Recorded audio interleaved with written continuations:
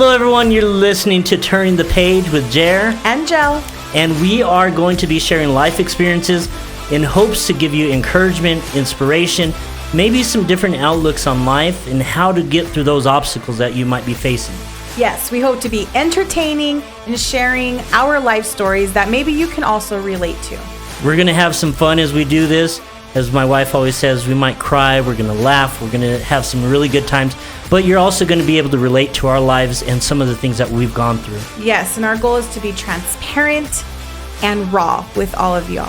So, turn your volume up and let's get started. Let's go. Well, everyone, welcome back. We are back for another week, and we've missed you guys. It's been 1 week. I know. It's been a while. But we've been thinking about you. Yes, welcome back to Turning the Page with Jer and Jel. And we are on episode 16 now? Yeah. Oh my gosh. Already. I can't believe we're on 16 already. That's bonkers. Yep. It goes by fast. We are getting episodes under our belt. Eventually we'll be at 50, and then we'll be at 100, and we should be like pros by then. Well, we have been having some technical difficulties with our camera, as far as like the quality and clarity and all that. But I think I might have fixed it today. We shall see. Yeah. So, of course, we're still on family. What was the last one that we called family? We called it family dynamics, right? Just this whole season is kind of like family dynamics. It's right? all about family. So we're still trying to keep topics that are top of mind. We've gone through and researched and looked at like what are some of the top searches. Out of those top searches, we try to look and see what kind of relates to our lives and kind of like what we're doing and how we can kind of, not pull all that data and share it, but kind of just share it between ourselves. Mm-hmm. So what I put on here just for right now, I don't know if this is going to be the name of our episode or not, but creating balance in the family. So we kind of talked a little bit about that last week. Well, it was more about statistics, right? Mm-hmm. Beating those statistics. Yes. And that kind of talked a little bit about balance and how we do things and stuff. But I think today we want to get a little bit deeper in that and talk a little bit about, how certain things affect parenting or how we do parenting. And the first thing that comes up that we have on here is, what is the 7-7 rule of parenting? Have you ever heard the 7-7-7 rule? I actually have not until you brought it up. Have you ever heard the 7-7-7 rule? I'm sure a lot of people have not. But I will tell you that it is kind of pretty clever. And I feel like I've kind of followed that 7-7-7 rule without even knowing. Yeah, I think it's kind of like common sense in a way. Well, it also has to do with like child development, right? And like during the first stages of life and what they learn, and then the adolescent years and so forth. So the 7-7-7 rule states, that for the first 7 years of a child's life, you are to use those years to play with them. And I think that kind of comes natural, just because it does. You've got a new baby, you're excited about them, you're wanting to show them to everybody, and like the first year and a half, like you have to monitor them so much. First 3 years, I guess. I was gonna say year and a half. Come on, a little bit more than that. Not really like a puppy. Like a puppy, you just 8 months and boom, you're done. That dog can go on his own and play and then come back, and you gotta watch. Yes. So what does play look like during the first 7 years? Well, obviously they can't play when they're newborns, right? So you're talking to them. You're sharing your voice. How do you talk to them? You're reading books to them. Honestly, listen, first of all, I'm not going to be like, oh, hola, preciosa bebita chiquita de mama. No. Because, okay. You don't baby talk to babies? Oh, So who's a cute baby? Who's a cute baby? I can neither confirm nor deny that I ever baby talked to my child. Wow. Just kidding. Yes, I did. Of course. Who doesn't, right? I will tell you that I didn't do it for very long. Maybe like the first year, I guess. I don't know. First 6 months, something like that. But actually, there are studies that have shown that you shouldn't baby talk to your child. You shouldn't? You should not. Why is that? Because it doesn't help with their development of speech. And so... I've never heard that. Yeah, there's lots of studies on it. So I can't tell you the exact studies, but I know I've read them. But basically, there are even parenting books that say, don't baby talk to them like you would normally talk to them, because they'll... Where did I leave that? Yeah, so statistics Baby show... talk. Yeah, that Learning how to talk. Babies will know more words by the age of 2 if you don't utilize the baby talk, right? I've never heard of that. Use complete sentences. Yeah. So anyways, first 7 years, you're playing with them, whatever that play looks like. You know, a lot of times it's like peekaboo in the beginning. That's play. There's playing with blocks, playing house. Houses. You know, giving them, Fake houses, maybe they have a cooking. fake kitchen and they get to pretend like they're cooking a meal in their little kitchen, like having tea time Coloring. or kicking the ball. Trampoline. Yeah, all that stuff. So first 7 years you're playing with your child, and they actually learn through play, right? So then the second 7 years, from ages 7 to 14, it's teaching them. So play, then teach. So I think the balance just kind of changes to where more teaching than playing, right? It's probably deeper level of teaching. Because even from like 3 to 7, there's a lot of teaching that comes during that time. Of course, there's potty training. There's, you know, you start learning manners. You start learning how to wash your hands. Don't stick that fork in that outlet. How to bathe yourself. How to use the restroom properly. You know, I'm still learning that one. Yeah. According to my wife, because I don't know how to put the lid down. Well, when I wake up in the middle of the night to pee and the lid's up and I fall in. Hell, you've fallen in one time. One time? Name me 3 times you've fallen in. One time is more than enough, honey. 3 times. It was one time. Yeah, exactly. Because the other times I actually was not in the middle of the night Why in the dark. don't you put it up for me? What do you mean? Why don't you put the lid up for me? Why would I do that? So I don't pee on the room, That's not on the seat. That's You know, not the how easiest it thing for me to goes. do was just to leave it down, use the bathroom, and is there sprinkle and stuff, sprinkle and tinkle on it, then just leave it. We're getting off track here. The point is, children need to learn how to use the restroom properly. Yes, I know. I still love you though. I know. And yes, it was only one time. But that's the next 7 years, right? Is teaching them. So from 7 to 14, what do you teach them besides manners and, you know, how to clean their room? I think that's a big thing. Manners is a huge thing, because during that time, children I don't know if I should go there. What do you mean? If you're saying out loud, I don't know if I should go there, you should go there. How many times have we been around children with their parents and we're having a conversation and it's like flowing, right? Conversation going.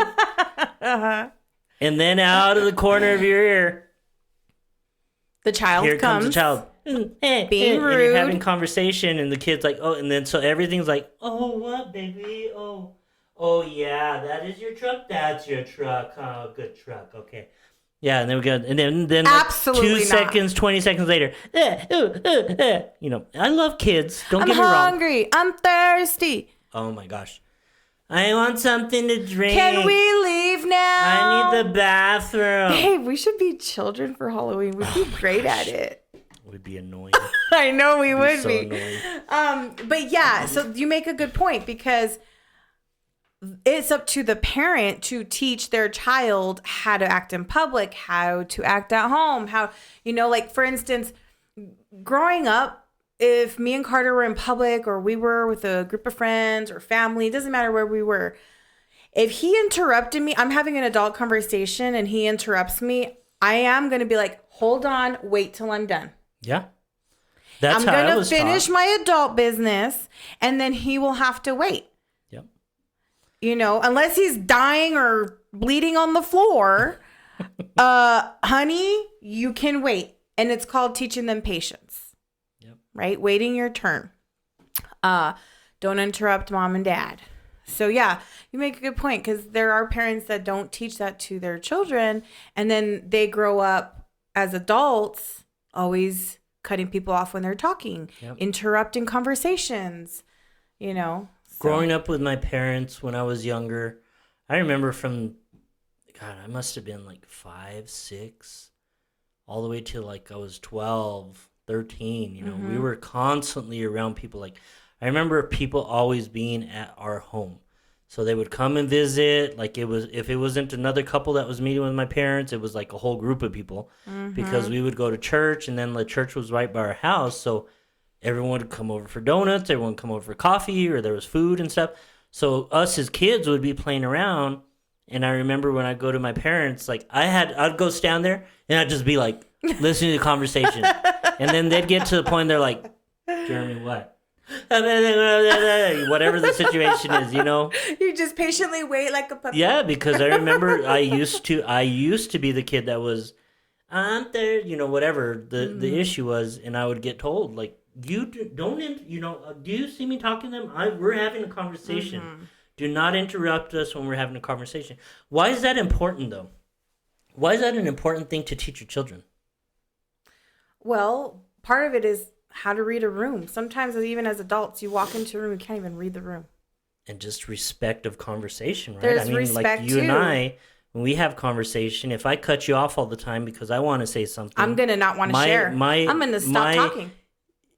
Opinion or my conversation is more important than what you got to say. Yeah. And you see that so much today, even in the workplace. Yes, and that makes that person not want to ever share anymore because they're just going to be cut off. I have a boss like that. Did you really just say that? I did.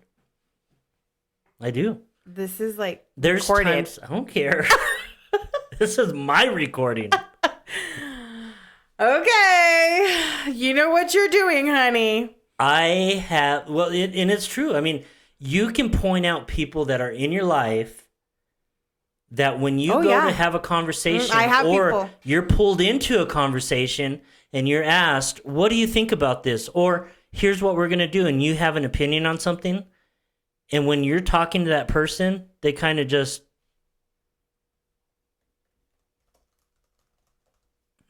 kind of float away, right?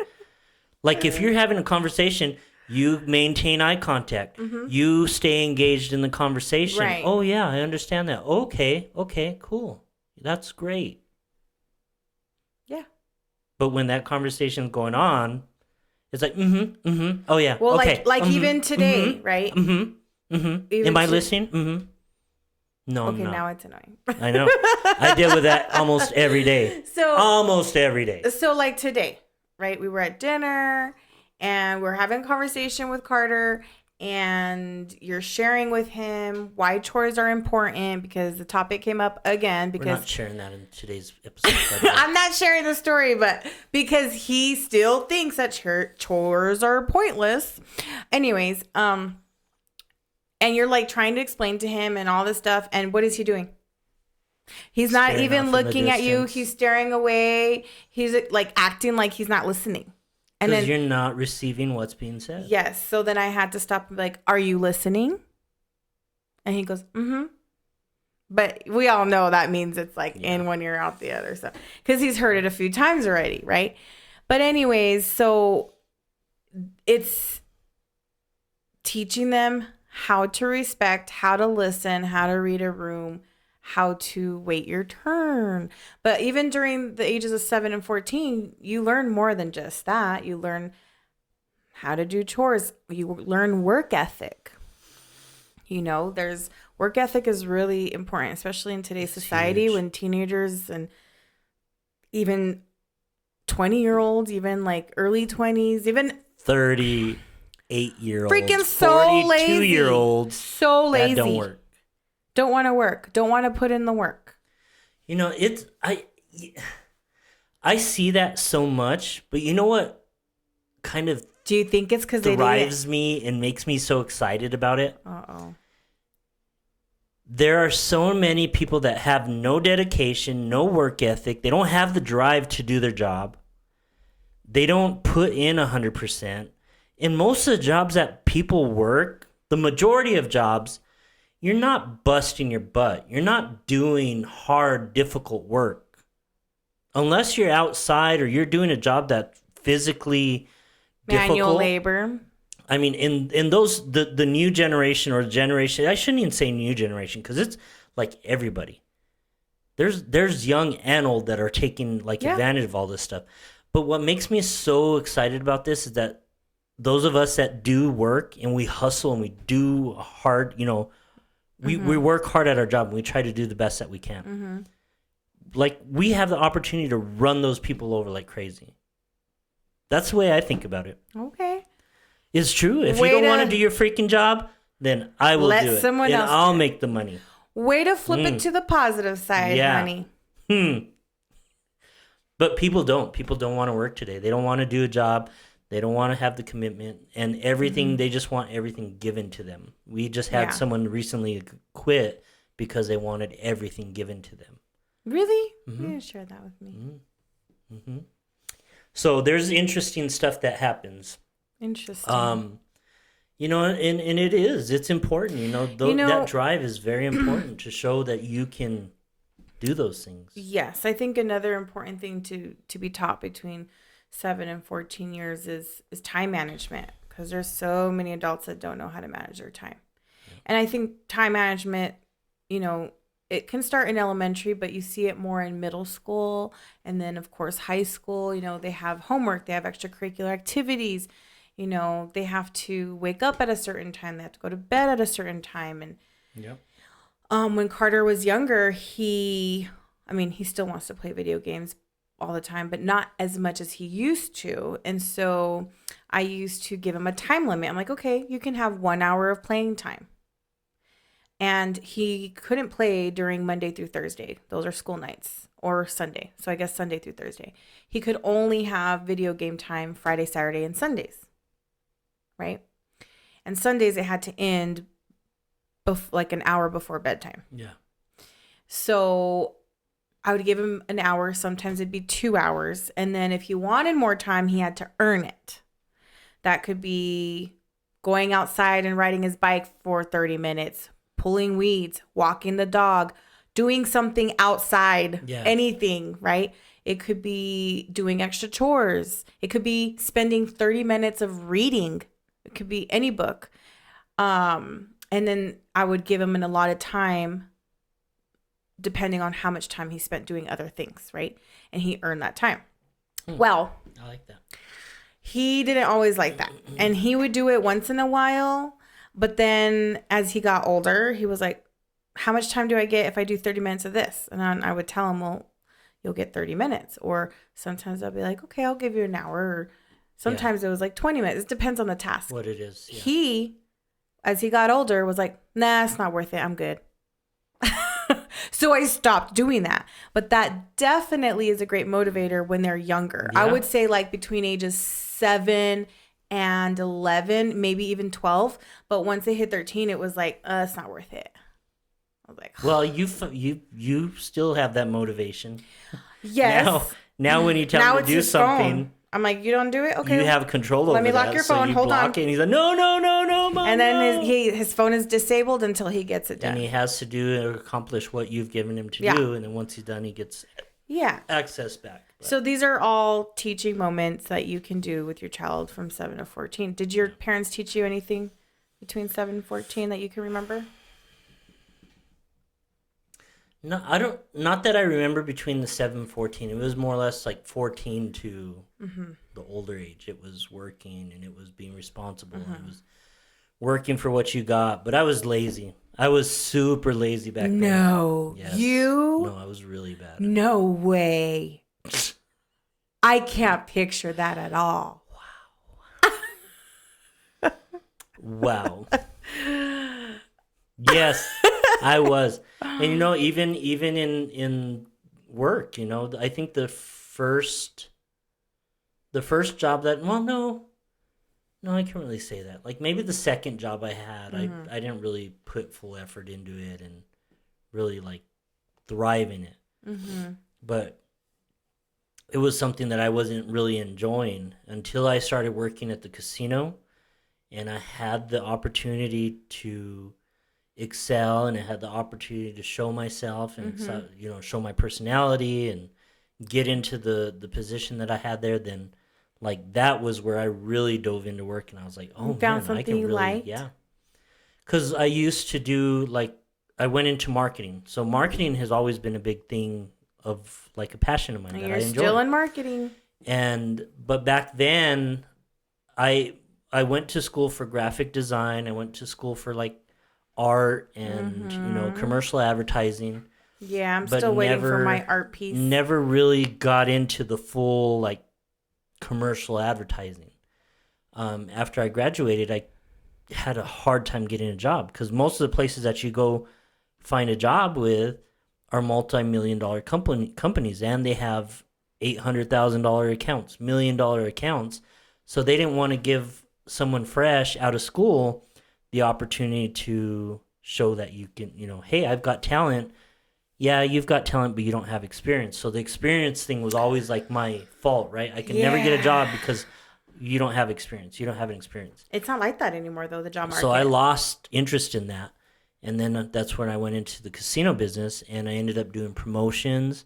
And like that was fun because I was, it would be in front of the people. I'd be on a microphone. I'd get to talk to people and like interact with them. It was like,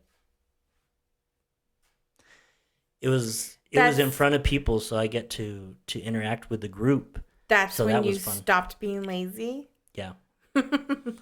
It did, because it's something that I really enjoyed. Yeah, I looked forward to it. I enjoyed it. I enjoyed creating promotions. I enjoyed events. I enjoyed setting those up and preparing them and getting people to come in and, So do you think that your parents prepared you for that kind of work ethic? Yes. It just, I didn't accept it, I guess.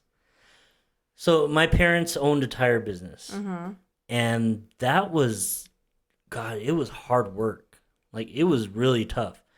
Summer, winter, you're out there in the middle of this winter when it's snowing, raining, wet, cold, fixing tires, taking tires off, taking the wheels off, rolling it into the shop, trying to find a leak, dunking it in cold ice water. You'd smash your hands, your fingers. My back was messed up. I've lost hearing in my ears. You're supposed to wear headgear. We did. We used to use like little earplugs, noise things that we would put in, and we had those too. But when you're constantly moving back and forth, and you're getting work on equipment to put those on, like when we would work with large stuff for like semis and stuff, we would always put them on. But working with regular tires and letting the air out and busting them and doing all that stuff. That's why you're kind of like deaf in one ear. Yep. Interesting. Yeah, it really affected me. I used to have to go see a chiropractor. I still think you need one. 19, I 19. I still think you need one. It was like my back was jacked up. Had all kinds of issues. I'm glad I don't have issues with it today. You do have back issues. More muscle tension issues, not like spine issues. So there's a difference. But yeah, I think I did. I think they gave me a good understanding of work, because like a lot of the stuff that I had back then, like I had to work for it. Yeah. If I wanted a vehicle and I wanted to put gas and I wanted to go cruising and drive around all night, then I better work, because the only way I'm going to get a check and have a way to put gas in it is by working. So. And I was required to be there. Like, I got to play sports and I got to do stuff. But after work, like, I'd get home at 3:15, 3:30. It was expected for me to go change and go help. So. Yeah. In the summers that I didn't have school, like when we were off, like I would be working that full time. So. I mean, I think work ethic was pretty much instilled in me You said since you were young. since I was 6. I started doing dishes at the age of 6, and I was too short to reach the sink, so I had to use a step stool. Yeah. You know, I was the oldest, so I had to watch my brother, and I think like at age 10, I started cooking, like really cooking, like, you know, the fideo and the sopas. Yeah, I'd make that. I remember my brother telling me, can you make some he didn't call it fideo, like the star soup, or because I would use the stars, whatever the term, but and I would just, I don't know, start cooking because we stayed home a lot. We stayed home. Those are skills that I completely get to enjoy now, baby. As you can tell. My cooking has been perfected, but we stayed home alone like often. You know, I think we started staying home alone like since 3rd or 4th grade for me.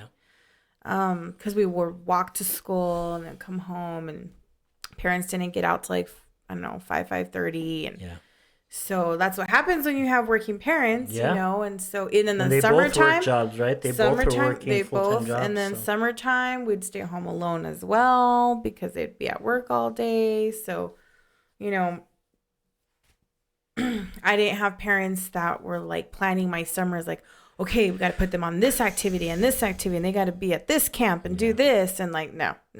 My summers were stay at home and do nothing and can't wait for school to start again. That was my summer until I got older, because then, you know, my dad and mom divorced, so then he moved to Colorado, to Denver, and then he moved to Phoenix, and so in the summer we would go with him for like a whole month and do stuff over there, sometimes stay home over there too, but you know, it was different. And he had a pool in Phoenix, so that was nice, you know. But yeah, that was pretty much it. So what do you do when you're home alone? You learn how to cook. You learn how to do things for yourself because no one's around to do it for you. Video games? MTV? Monopoly? Puzzles? No. You know what? Watch MTV? I used to watch MTV, yeah. Yeah. Top 10. But no, we had like, for video games, we had Sega Genesis, we had the Cube, and we had Nintendo 64. That's what I had growing up. So sometimes we'd do that. And when we were younger, we would play Hot Lava and like stuff like that, you know. We would ride our bikes a lot, and we had rollerblades, so we'd rollerblade around the neighborhood. And yeah, so I remember being outside a lot and going to the park, and there was like, you know, that merry-go-round at the parks that are illegal and are not at the parks anymore. We'd go and spin on that. Like because there's like where my mom lives, where I grew up, there's 3 parks all within walking distance. Yeah. But only one had a playground, which is of course the furthest park, but it's still only like 4 blocks away, which is really close. So anyways, so during the ages like middle school age and some of elementary, like 4th, 5th grade, that's what we'd be doing. So yeah, I think I learned a lot just being on my own, to be honest. So, you know, I tried to instill in Carter responsibility by making him do his own laundry, making him throw the trash. He has specific chores that I've taught him that he thinks is useless. But guess what? A lot of kids don't get taught how to do laundry or how to cook. And so if he marries someone who doesn't know how to cook or does laundry horribly, guess what he's going to know how to do? Yeah. All of that. Well, and I think in most relationships, there's always that balance of... Yeah, there's always... And one does more, one does less. Yes. But we've talked about how, even just recently, how like you have your strengths, I have my strengths, you're weak in areas that I'm not, and vice versa. So what do? We focus on our strengths. Because there's things you do not like in doing. You do not like doing it. There's stuff I do not like doing. That I do. Hate doing it. Yeah.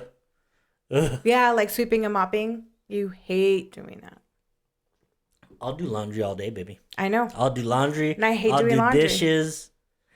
I know. I'll pick up dog hair. I'll pick up dog poop. It's pretty equal. I don't pick up dog poop that much, but it's pretty equal. I love it.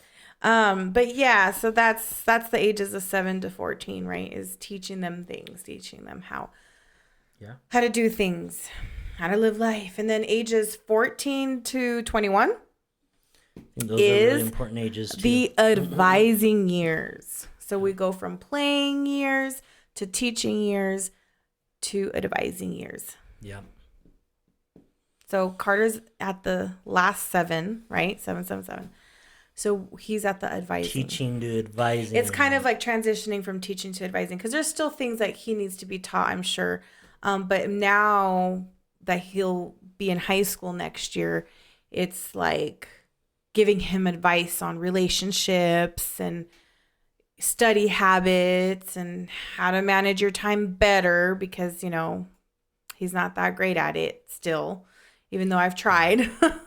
I think that's the 14 to 16-year-old though. I mean, there's and a boy thing. Everything's so fresh, but they know everything. They know how it works. They know how everything's done. Yeah. They are very much more opinionated in things. Yeah. And I think once they experience that and break through that, when they start turning into more like adulthood, 16 to 18, 19, that start, I think their brain starts clicking a little bit more to where they're like, okay, that's okay. Yeah, he's an adult in training right now, but giving him advice on friendships, on romantic relationships, because sometimes he'll come to us with actual questions like, what should I do? And I never try to make the decision for him, right? Like he plays pretty much all the sports except for baseball. Right? So he's in soccer, track, basketball, and football. And he can't play it all in high school because seasons overlap. So in the fall, he has to choose between football and soccer. And then he can do winter basketball. And then he can do spring track. So he has to make the decision between football and soccer. And he keeps going back and forth. He doesn't know what he wants to do. But I don't make that decision because if I tell him you should do this and then he does it, guess who he's going to blame if it doesn't work out or if he hates it or if he gets injured or he's going to be like, well, this is your fault because you told me to do it and no, right? We all know how that goes. So I don't do that. I'm like, you play the sport that you're passionate about. Whichever one is going to make you the happiest, that's the one you play. Try out for, I do say like try out for both. Yeah. Tryouts are probably not on the same day. So try out for both, see which one you like, and then go from there. You don't have to decide now. You can decide later. But that's just one example of how I advise him is not really make the decision, but helping him weigh the pros and cons and weigh his options.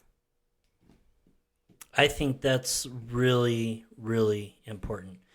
Teaching them commitment, how to press through difficult times, not to quit, allow them to make mistakes, allow them to get back up on their feet. Yeah. Hold them accountable for their choices. Like, so many people do not hold their kids accountable. So many parents don't even parent their kids anymore. No. I've seen so many children TikTok, that their own, phone. But I've seen so many children that even control the parents, like in everything. Yeah. And a lot of times, like even now with public schools, like parents expect the schools to teach their children. And God, our public schools are in such a rut. I mean, go down that hole, but don't go down that rabbit hole. It's sad. It's sad because they're as we're commanded, as we're as parents, our responsibility is train up a child in the way that they should go. Yep. So you rear and gear and lead and direct your children in decisions. Like, yes, with the kids now, like that's not a smart idea. We tell them that's not a smart idea. Do you think that was a Sometimes, smart choice? If we understand and know that decision is going to allow them to learn from that experience, we don't force them in what they're doing. I don't think you should do that. That's not a wise decision. But yeah. Well, it's a mess. So I used to not lock Carter's phone at night. because I was like, Well, yeah, okay, you tried to give them that responsibility. I'm going to trust you. You know when you need to go to bed. You know you need 8 hours of sleep. You know all this stuff. Your body, and I explained to him, your body needs sleep. It needs Especially rest. now. Yeah. That's when you grow. That's when your brain recharges, everything, right? You need your rest to function in all the sports that you do, especially since you don't want to eat when you're supposed to. You know, I explained all this to him. So he wasn't listening, and he would still go to bed super late. He'd wake up late, and I'd have to wake him up, and sometimes he just wouldn't shower. I'm just like, no, we're not doing this. I'm locking your phone. So it gets locked at 9:30 every night because that's when I expect him to go to sleep. Yeah. Now, if he goes to sleep at 9:30 or not, that's his choice. Yeah.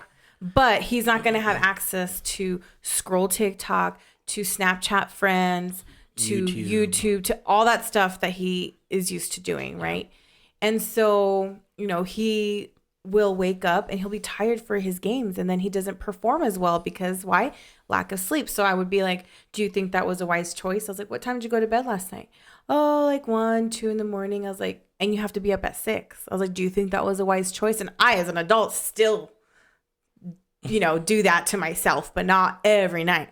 So he, of course, was like, no, but he doesn't have the willpower or the discipline to do that. Change his actions. So what do? I lock his phone. And later, maybe when he's older, he'll actually get it. Hey, I actually do need to sleep. So that's like one thing that we have worked on as far as advising and teaching him how to use his time wisely. Yeah. And how explaining to him the benefits of things. Because sometimes when you tell a child, well, I need you to do this, and they say, why? And you just say, because I said so. Well, that doesn't even work for me as an adult. If my boss were to tell me, hey, I need you to file this report and I need this done by this time, and it's not something pressing that they don't need until like maybe next week, but they want it done early at this time, I'm going to say why. And they're going to be like, because I said so. I'm going to be like, excuse me? Am I two? Like, I would not respond to my boss if that was their response. Yeah. But if I know the logic and the reasoning behind it, I'm more inclined to actually do it. And that's something I think that parents don't understand is they think that because they're the adult and that they're older, that they don't have to explain anything. And yeah, to a certain extent, there's some things like you don't have to explain to your child why you spend the money that you spend, or, you know, do they have food? Is a roof provided? Do they have clothes? Do they have all their necessities? Okay, so if you spend $500 on whatever bag or shoes you want, they can't question. They should not question it, and you don't have to explain yourself to them. No. But when you're telling them, "Hey, I need you to do this," and they want to know why, well, then give them a why. Yeah, it'll shut them up real quick.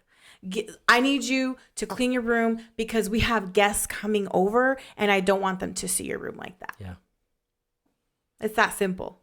And it gives them the freedom to make decisions as well, you know, or understand things. And because you can, I mean, many parents will just give commands. Yeah. And those are the worst bosses to ever work for. Mm-hmm. Yes, you can tell who their parents They're not were. leaders. They're not leaders. They don't lead you as a team. They just do this because. You know, exactly like you said, I'm not no 2-year-old. But challenges parents face today is finding a balance between work and family life. Is that true? Yeah, I think that's every parent, every family. There has to be balance between work and family. Some parents don't know how to do that, and they just work all the time because they think that by them working, that's giving their all to their family because they're providing everything that they need financially. But what they're lacking is they're not providing that emotional support, that quality time that a child needs is actual spending time with their parent, not just seeing them go to work and bust their butt on a 9 to 5 or 9 to 6 or whatever their schedule is, and then work on weekends or not be available to them in the weekends because they're thinking about work or checking their emails, or you know what I mean? And so those parents do not know how to balance work and family. And I used to have a problem like that because I would check my emails, my work emails on the weekend. I would respond, or because then I don't have to do it like the following week, right? Yeah. But now I don't do that. I'm like, oh, it's 5:00. My work day is done. I am not checking emails till Monday, and I have the whole weekend to not think about work. During my lunch hour, I get an hour lunch. Okay. Well, guess what I'm not going to be doing on lunch? I am not going to respond to work emails or work texts, and it will have to wait until I return. Yeah. You know, and there's a lot of adults that don't know how to do that. Yeah. I do the same thing at work. Leave work at work.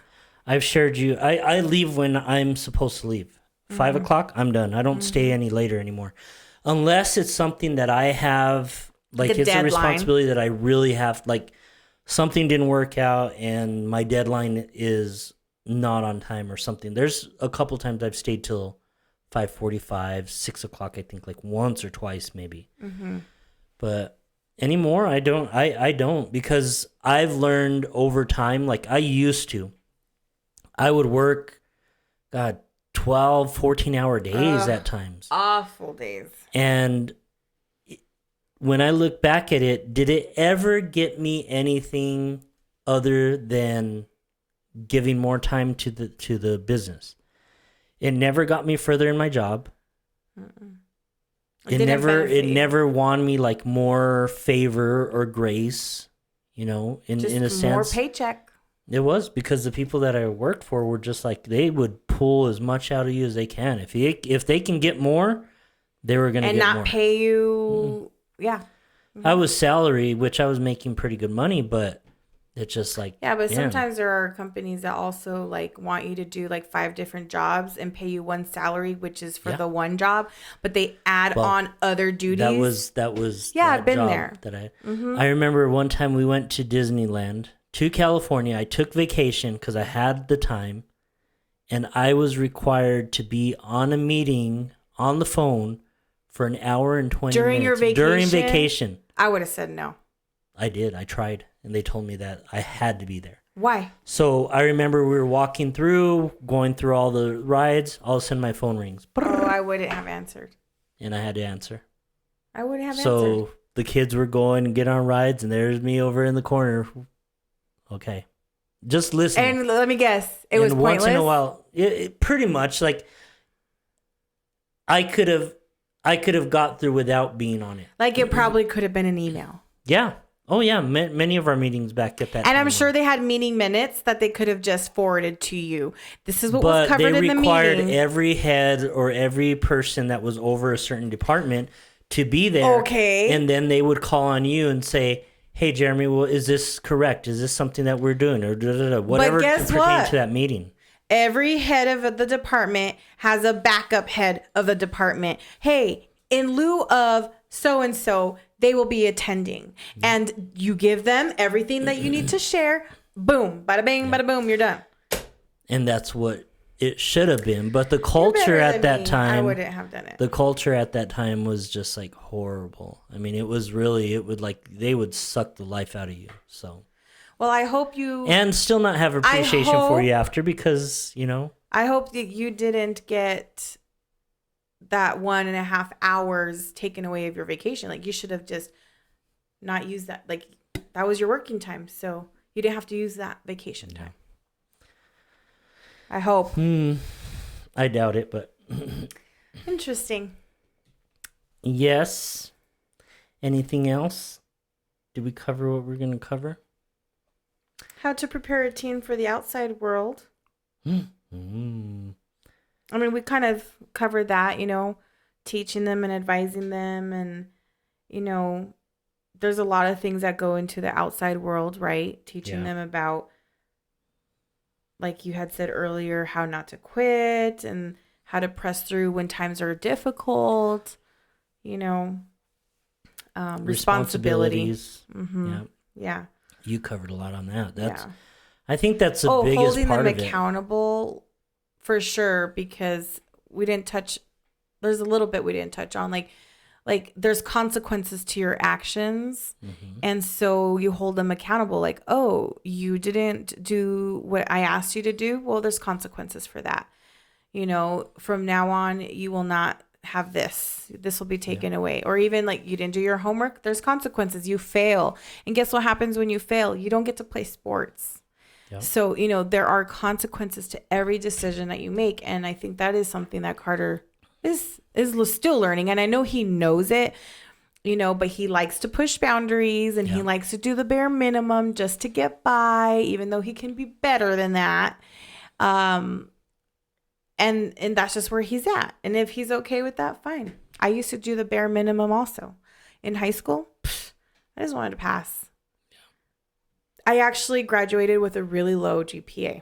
Okay. Me too. I mean, it was low. I think you only need a 2.5 to graduate. I think mine was like a 2.6 something, or like, it was like barely. Like I had to go and check the list to make sure I was graduating, because I was like, oh my gosh, I'm going to disappoint my family. I think I found out on the day of graduation whether I was graduating or not.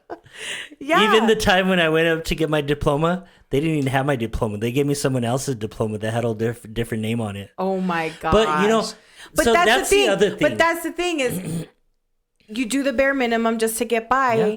But like me, I'm actually pretty smart. And I did the bare minimum. Why? Because I wanted to party. I wanted to be social. I wanted to hang with my friends and yada, yada, right? Well, that's how Carter is. And so I kind of made this bet with him. I don't know if I told you, but I was like, listen. And I actually found my high school transcripts in like one of my boxes. So I showed them to him and he looked at it. He looked at my GPA. He started laughing at me. I'm like, really, Carter? Have you seen your GPA right now? I was like, come on. So I told him, I was like, if you surpass my high school GPA, and I mean like 3.0 or above, okay? 3.0 or above, then you are going to get a very expensive graduation gift. And I'm not going to tell you what it is. I know what it is, but I'm not going to say it because in case he watches this. So, But I was like, so that is your goal, is to get a 3.0 or better overall GPA or better in high school, and you will be rewarded your senior year. And I'm kind of like hoping that that's like incentive enough that he'll actually do it and do better than me. But I don't know. We'll see. What were you going to say? Just the whole school thing. Like even now, like I was not interested in school. There was like so much. But then even now you look at what you learned in school, how much of that do you actually... No. And even in today's culture, like even high school and college, none of that really prepares you for life. Like school, high school, it should be preparing you for being an adult. It should teach you how to manage money. It should teach you how to do your taxes. It should teach you about buying a house. The things that matter, like the things, keeping a job. I'm going to stop you. Why? Because they do that now. No, well, do they really? Like, so really, Carter, they really show you? I mean, they show you how to become an entrepreneur, how to start a business and run a business. You've been cutting me off this whole entire show. I was saying it first and you cut me off. Whole entire episode. We're going to look at video and see who cut who off. You know what? You better stop. Go ahead, babe. No, I don't want to talk anymore. I'm just kidding. So Carter actually signed up for personal finance class where they teach you about personal finances in high school. I thought that was really cool because that's good to know. Because they didn't teach us that crap in school. I didn't have that in high school. And so I don't know if there's like one on how to buy a house, but that definitely needs to be on there. But at least they have that whole personal finance one. And you know, we had like what, home ec. Okay, do I really need to learn how to make dough? Rice Krispie treats. Like cupcakes. That's something you can Google and just do it. Like, do I need to know how to sew? I had to sew. Yeah, kind of. I don't use sewing ever. When do I sew? No, but if you had the skills to do it. I mean, if a button falls off, I can sew it back. See? There you go. But that's kind of common sense. Today you had a zipper break. Go through the hole. Babe, that's has nothing to do with sewing. It's still clothing. Brand new pair of pants. Like I've worn them like your favorite 2 times. pair of pants. I know. Anyways, my point is that high school has changed a little bit. I don't know how much. I know at least that class, and I cannot wait to see him go through it to see how else it has changed, right? But yes, they should teach more on real life situations. However, I do think that math and English are important because that is the foundation to all jobs. You need to know math, okay? You need to know how to calculate almost important. Every job. That's important. Okay? I mean, even if you don't have a job like where you're billing somebody for service or cashing them out at the register, guess what? You need numbers. You need to make sure that your paycheck is on point. You need to make sure that you're getting paid correctly. That's math. Yeah. You know, because a lot of employers will pay you incorrectly. You got to double check that. Double check your W-2s. Like, you need to know math, right? So there's also the English. English is important. Every job you're going to need to speak. You're going to probably need to write reports or write emails or some kind of form of writing. Emails. Right? And reading. You need to know how to read and comprehend. Yep. Those are all basic things for every single job. So I do think those two are important. Those are. I agree with that. Okay, you said that it was pointless, so I had to No, not all. You know what I mean. It's like when they start bringing you into history, they start bringing you into science and some of these other things. Science was fun. I learned some things in there that I, kind of understood. Basic anatomy. But when they get you into all these other courses that have nothing to apply with life, nothing to apply in anything. Remember there's classes I took in school, I don't even remember what they were. Algebra. I don't use algebra. Geometry. Some, little bit. Geometry, that's how I know how to hang my pictures correctly. 90-degree angle, acute angles. I'm just not the biggest fan of the school system. Private school, I think, would be much better because private school is going to teach you a lot more than what public school does. Public schools teach you because look at the success rate in public schools versus... Did you go to private school? No, I went to private school. No, you didn't. Just kidding. I went to public school. No, and that's why most of the people. There's a lot of private school kids that aren't successful. When I now you're cutting me off. I'm gonna get mad at you. Public school, I probably shouldn't have graduated, but I did. There was classes. I remember there were classes that I had taken in my maybe late junior high, early high school. Mm-hmm. Of classes that I probably didn't pass, but they passed me anyways. So, yeah. I don't know. I was not the smartest kid. I'm still not the smartest kid, so who knows? Wow. Maybe I'm just talking crazy. You learned typing, how to type in school? No, I did not. You didn't take a computer class at school? I took a word processing class in school. You know when I learned how to type? When? Or when I finally learned how to create emails and actually type? Mm-hmm. I was looking for a job. This was, I think, either during my college or right after. And T-Mobile had opened up here in Albuquerque. It was fresh. You learned at work? So I went to go apply for T-Mobile. I got the appointment. I got the interview. But before you went on to the interview, the first thing they did was they took you to a typing test. How many words per minute can you type? I think I typed 42. Okay, well, first of all, horrible. I'm not even fast now. It was horrible. It was bad.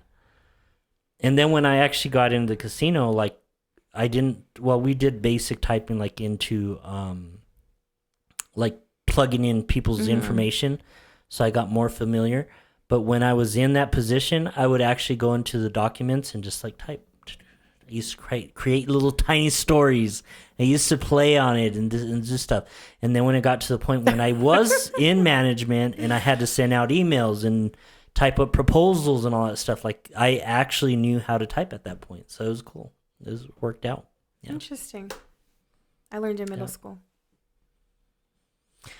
Yeah, we didn't have a computer class until I think I was in the 11th grade. I know. And Windows weren't even out then. It was like word processing. That's the age gap, is because it wasn't evolved when you were younger. Mm-hmm. Like, I think the first computer I ever got was in elementary, and it was like the big old Apple with the big old back, like at school. That was 1998 for me. But before that, when that all came out. Like the big old box that was like Oregon Trail in black and green. Mm-hmm. Yeah, that was before Apple. And then, yeah, I remember. Yeah, I remember Windows came out. Then Dial you have up the big at home. computer. Yeah. Oh, but yeah, those, like all that processing and all those programs and the way all that stuff started to build, that was early, late 90s. And now you can take like courses for free online. There's lots. You can take it on your phone. That too. You can do everything on your phone. There's a lot of free education online, in case y'all didn't know, like Coursera.com. I got to do some Google. I got to get my certificates. Yeah, there's lots of stuff. My wife started her Google certificates. Yeah, but I'm focused on my actual job learning modules right now, so I kind of put that on the back burner. Yeah. Yes, you did. Anyways, thank you guys so much for tuning in to Turning the Page with Jer and Jel, where you witnessed a lot of cutting off today. I'm just kidding, baby. I think it's Friday night and we started recording late, and then you were like, I'm done with the week. You're like, I just want to relax already, and you like didn't want to record. I'm so done with the week. I was done with work week today. It's Friday. We have nothing tomorrow till 11. We can sleep in if we want. Like, this is our quality time together. We get to talk to each other for a whole hour about whatever we want. Not whatever we want. But you are in a little bit of a mood. But I still love you. Well, keep on following us, guys. Social media. Follow us on all social media. Okay, you needed to go to sleep. We are, you can find us at Jer and Gel Podcast on a lot of that stuff. Yes. Reach out to us as well. Jer and Gel Podcast at gmail.com. We want to hear back from you guys. We want to hear what your thoughts are. Share some of your stories with us. We'll read those online. Next time, if you guys send us something, we will totally read your story online, whatever story you want to share. And we want to continue to encourage you guys and give you, just some different ways to look at things, If you have any family topics that you want us to cover, please comment or send us an email. We'd love to go over that. You know what I'm going to have them look at? Is the back of my shirt. Oh, yeah. Did you guys notice? Did you guys notice? Look at this. Yeah. I might be too. Oh, yeah. There we go. See? Yeah, he owns them both, but I have the last name now, so I get to wear it. Yeah. I was like, I don't know what to wear today. And then he put his on. I was like, well, I guess I'm going to wear that. It was intentional on my part. I know. Except I always wear the yellow one. You always wear the red one. Yeah. And today we swapped. I wore this one today. I didn't want the big patch. Well, that's because the patch would have been... No,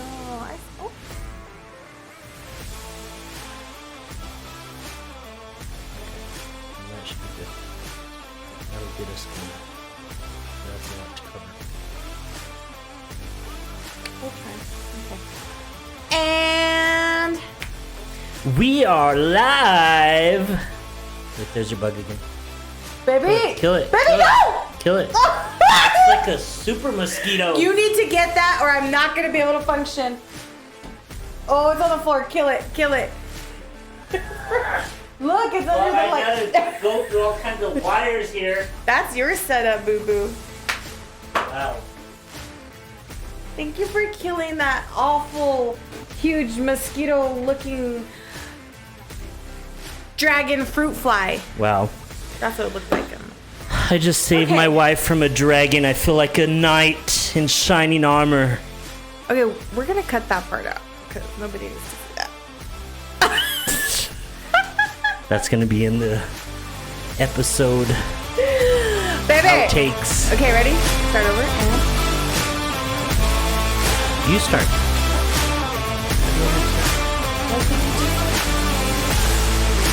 Well, welcome back.